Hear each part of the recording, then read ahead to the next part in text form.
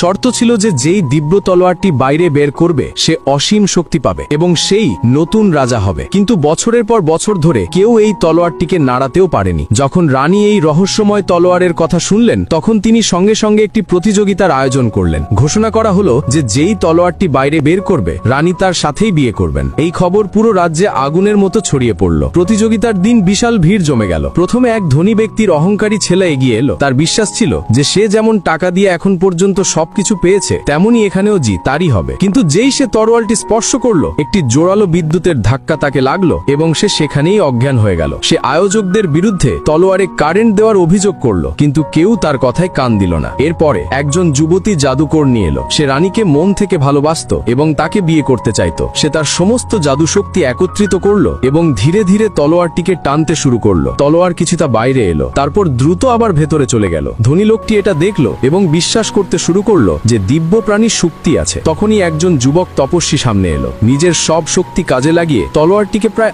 8 ইঞ্চি বাইরে টানতে সফল হলো। যখন সে তার সাফল্যের আনন্দ নিচ্ছিল তখনই 80 বছরের এক বৃদ্ধ লোক সামনে এলো। জানা গেল যে বৃদ্ধ মানুষটিও রানীকে বিয়ে করতে চাইতেন। তিনি আত্মবিশ্বাসের সাথে একটি মন্ত্র বললেন, তারপর তলোয়ারটির উপর হাত রাখলেন। ধীরে ধীরে তিনি তলোয়ারটিকে পুরোপুরি বাইরে বের করে নিলেন। ভিড় শূন্য হয়ে গেল, কিন্তু তখনই তলোয়ার থেকে এক ভয়ঙ্কর শক্তি বের হলো এবং বৃদ্ধ লোকটি মাটিতে পড়ে গেলেন। তার মুখ থেকে রক্ত বের হতে লাগলো। পাশে দাঁড়ানো একজন লোক তাকে বাঁচানোর জন্য জরুরি নম্বরে ফোন করতে যাচ্ছিল, কিন্তু বৃদ্ধ হার মানতে রাজি ছিলেন না। লোকটি তাড়াতাড়ি তলোয়ারটি তুলে বৃদ্ধের হাতে দিল, কিন্তু বৃদ্ধ অবিশ্বাস নিয়ে তার দিকে তাকাতে থাকলেন। তারপর অজ্ঞান হয়ে গেলেন। এবার সবার চোখ সেই সাধারণ দেখতে লোকটির দিকে স্থির হলো এবং তাকে জিজ্ঞাসা করতে লাগলো যে সে কিভাবে তলোয়ারটি বের করলো। লোকটি হতভম্ব ছিল এবং বারবার তলোয়ার বের করে দেখাতে লাগলো। যেই রানী এই দৃশ্য দেখলেন তিনি সঙ্গে সঙ্গে মঞ্চে এলেন এবং হাসতে হাসতে ঘোষণা করলেন যে এই হলো তার হবু রাজা।